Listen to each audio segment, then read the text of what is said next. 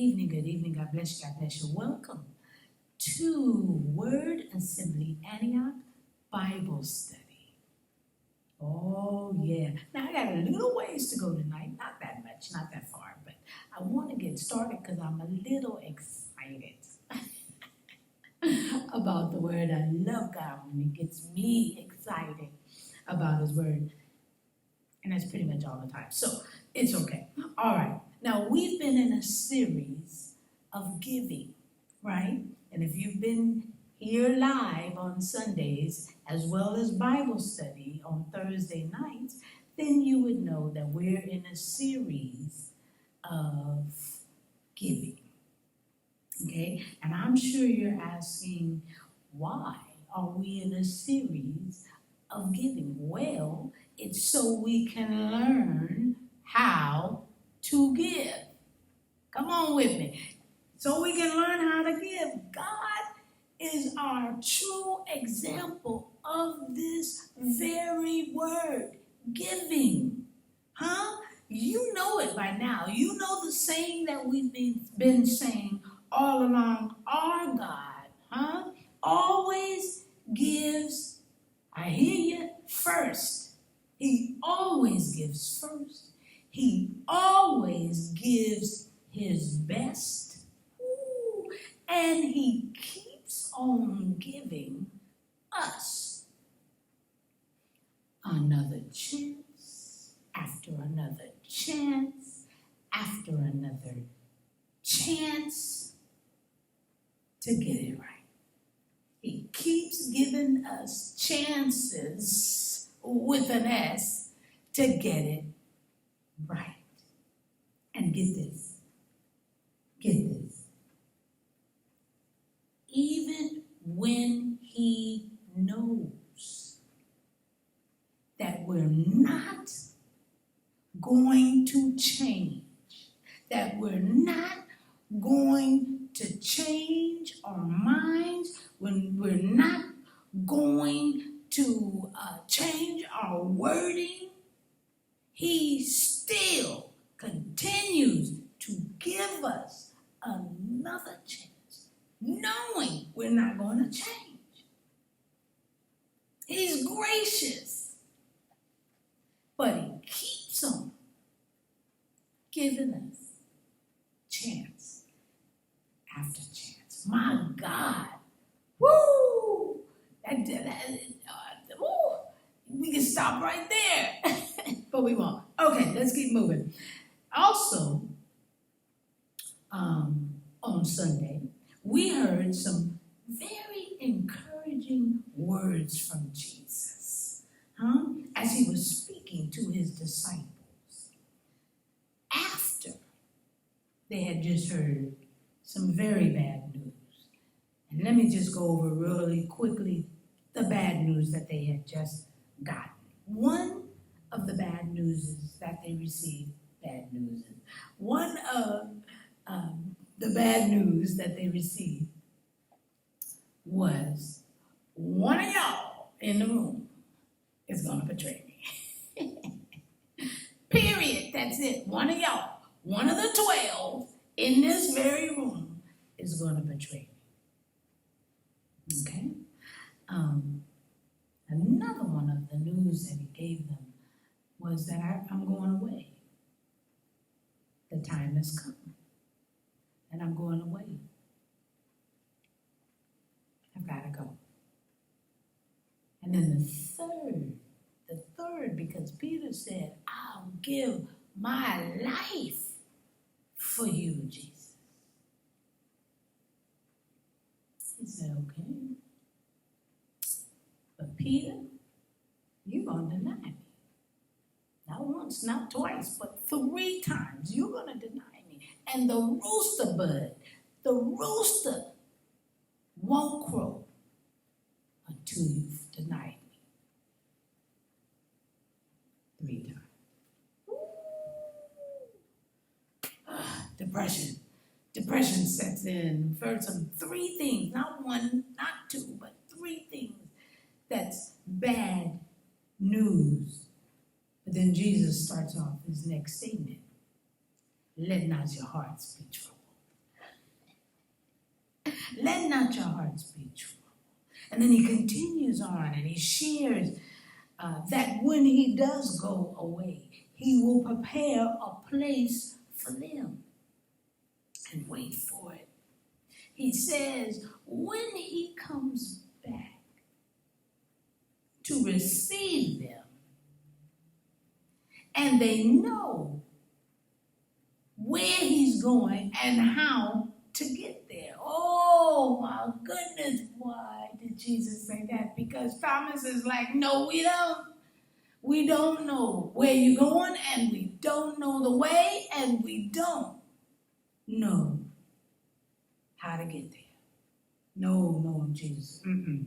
And then Philip, as the conversation continued to go on, just heard what Jesus said, and then asked the question, well, show us the Father. He said, when you see me, you see the Father. And Philip says, show us the Father. Ooh, so Thomas and Philip shows us, you and I, that there are times, people of God, hear me when I tell you, that we hear, but we don't listen. We look, we're looking right at it, but we don't see. And when we can't hear, and when we can't see, then guess what? We don't believe. That's why we say, unless I see it, I don't believe it. Unless I hear it for myself, I don't believe it. Thomas and Philip showed us that there are times when we doubt. And there are times when we're not listening.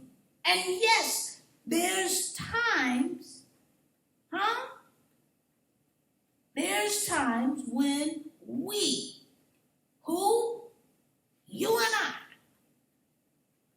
when we don't believe.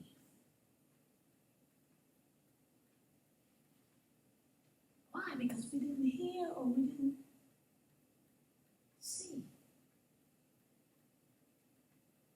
Remember over in Mark chapter 9, and turn your Bibles there quickly, starting at verse 23. Mark chapter 9, starting at verse 23. I'm reading from the New King James Version.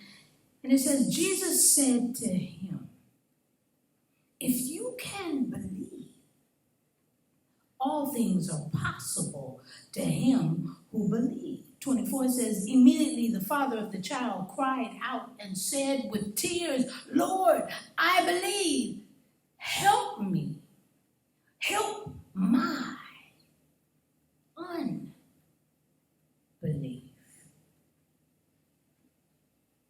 Help my unbelief.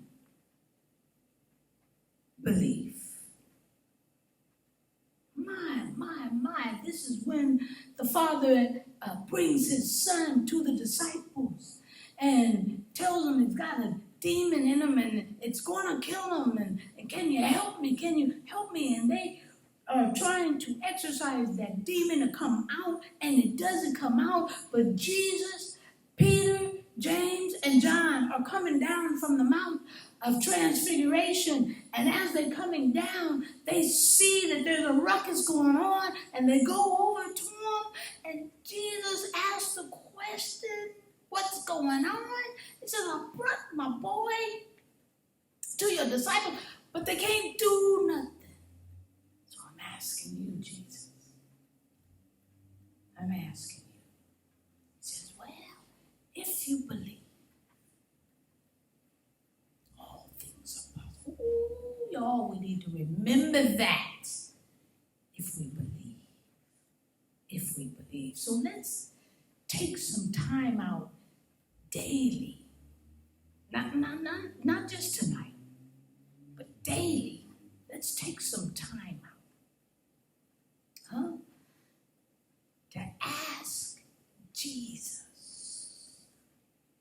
Jesus the Christ, meaning Jesus the Anointed One, to help us in all of these areas.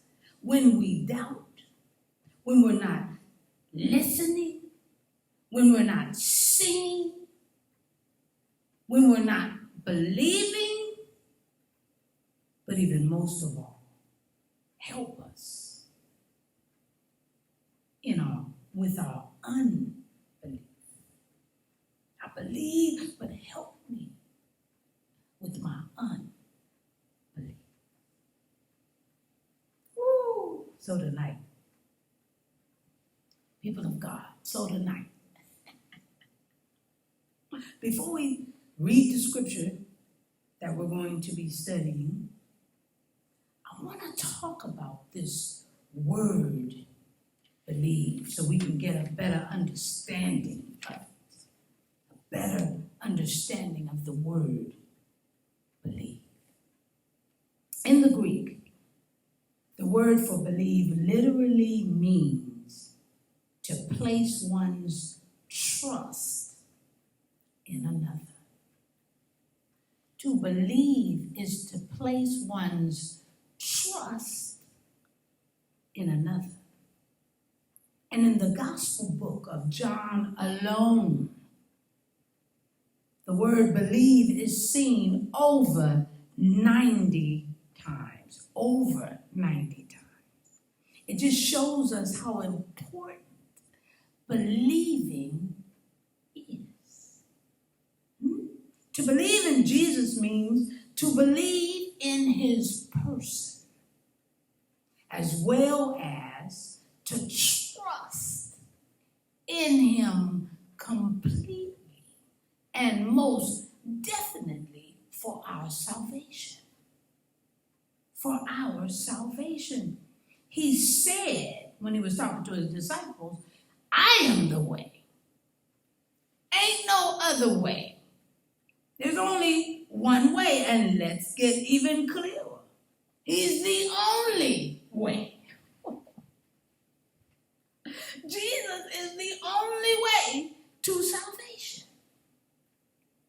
He's the only one who could save us from our sins.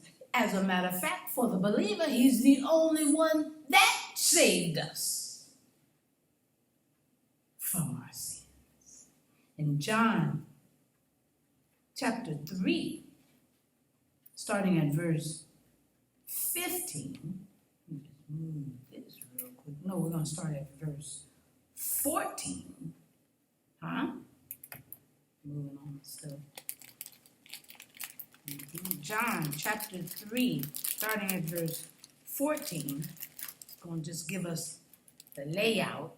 And it says, Jesus is speaking, and as Moses lifted up the serpent in the wilderness, even so must the Son of Man be lifted up. It's talking about the cross, y'all. It's got to be lifted up. That whoever believes in him should not perish, but have eternal life. 3:16 says, for God so loved the world that he gave his only begotten Son, that whoever believes in him should not perish, but have everlasting life. Everlasting life. So when we read the Bible, we see that many believed in Jesus's miraculous powers. They believed in what he could do, but not in him. What the what? Turn with me to John chapter 6, starting at verse 22. Ain't that something? Come on. Woo, this is some good stuff. All right. Okay. it says in verse 22, on the following day, when the people who were standing on the other side of the sea saw that there was no other boat there, except that the one which his disciples had entered, and that Jesus had not entered the boat with his disciples, but his disciples had gone away alone. However, other boats came from Tiberias, near the place where they ate bread after the Lord had given thanks. So they're looking for him. He had already fed the people with the bread and the fish and the loaves, right? And then they went across, but Jesus wasn't on that boat, so now they're looking for Jesus. And when the people therefore saw that Jesus was not there, nor his disciples, they also got into boats and came to Capernaum, seeking Jesus. And when they found him on the other side of the sea, they said to him, Rabbi, when did you come here? Jesus answered them and said, most assuredly I say to you, you seek me, not because you saw the signs, but because you ate of the loaves and were filled.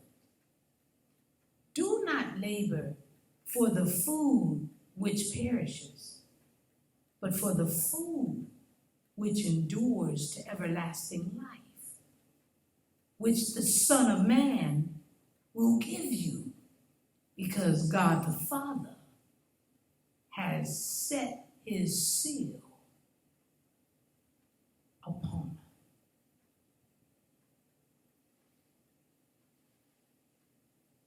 it. Then verse 28 says, we'll just keep reading this piece out. Then they said to him, meaning Jesus, what shall we do that we may work the works of God?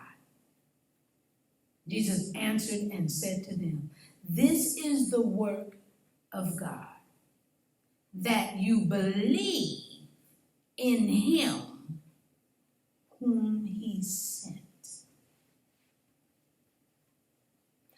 Believe in he or him whom he sent. That's the work that you need to do. And that is to believe. Others, y'all,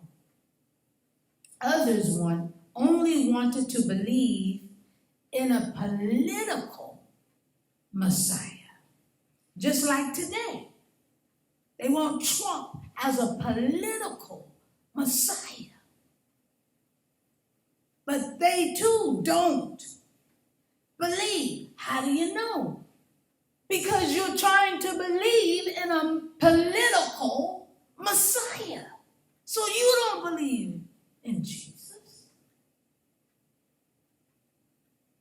You don't believe that Jesus came to suffer and die for all of our sins. Well, let's go to Mark, chapter 15. Mark 15, starting at verse 31. It says, likewise, the chief priests also, mocking among themselves with the scribes, said, he saved others, himself he cannot save. Let the Christ, the King of Israel, descend now from the cross, that we may see and believe. Everything else that Jesus had done before, they could not do. And yet, they don't believe. Even though he came to die. Don't you know the scriptures? Didn't you read it in the Bible? Even if you got stuck on the first 5 books, you would have seen a preview. You would have seen some promises. My. So, we believe,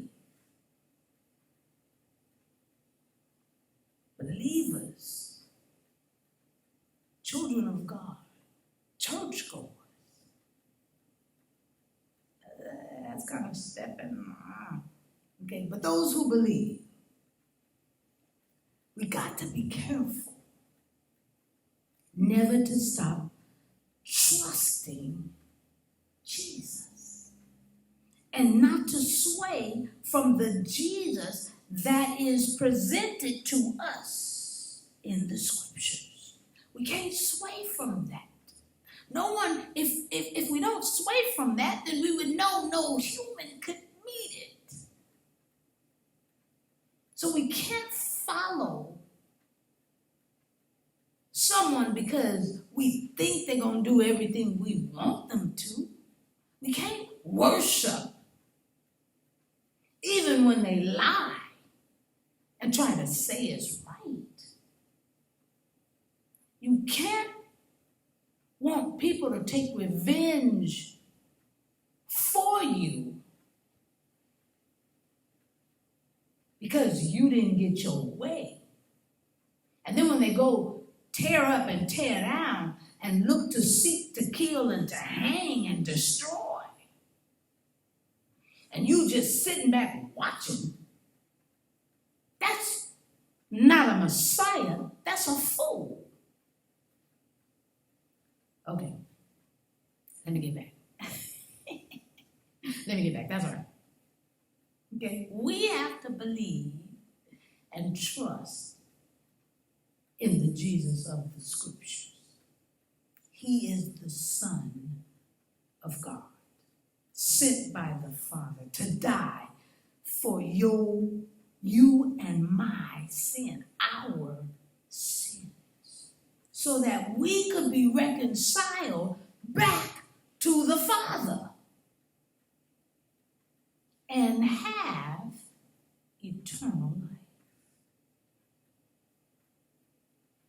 Remember this, Satan and his cronies, when they fail, they didn't get another chance.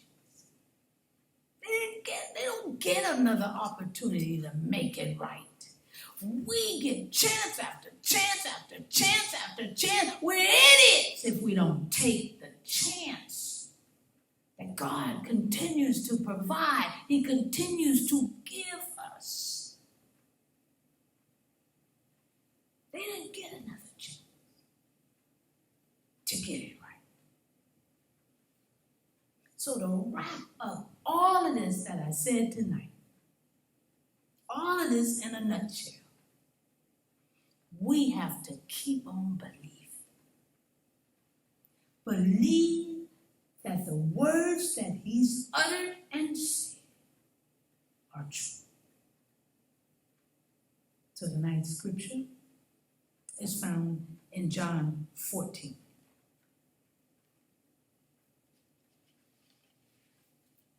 That's where we've been. And we're starting at verse 12. And it says, Jesus is speaking, most assuredly, I say to you, he who believes in me, the works that I do, he will do also.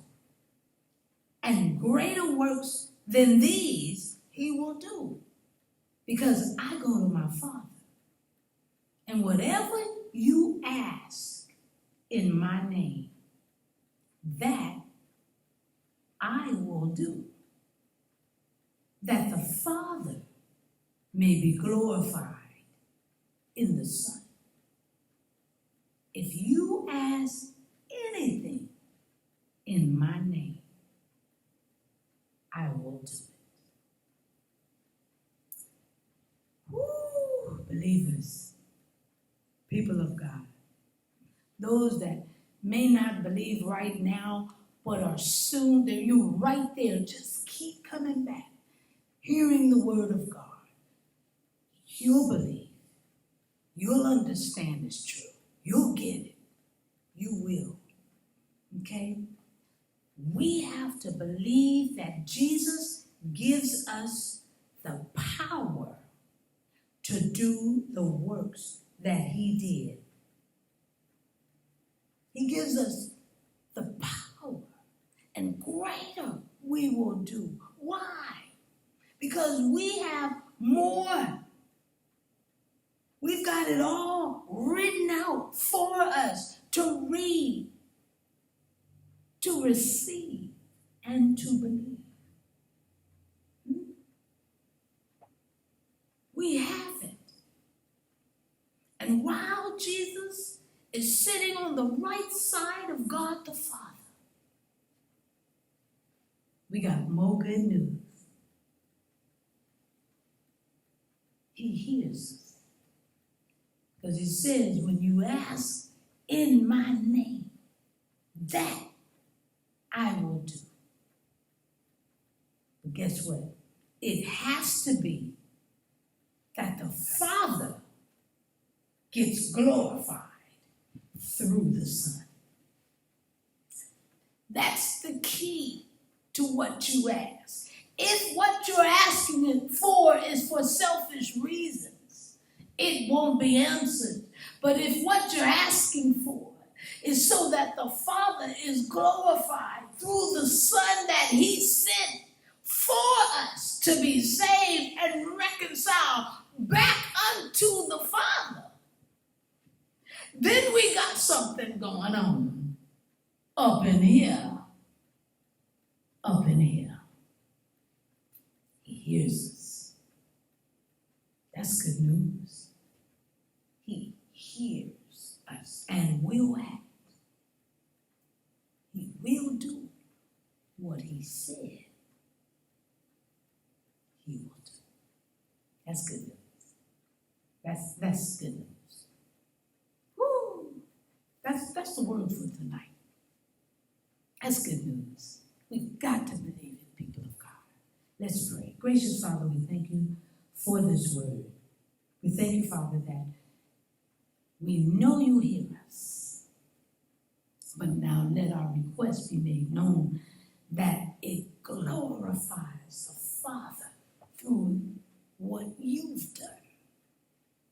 And then you'll hear us. You'll answer it. And greater things will be done. Father, we pray that the world gets to hear the word.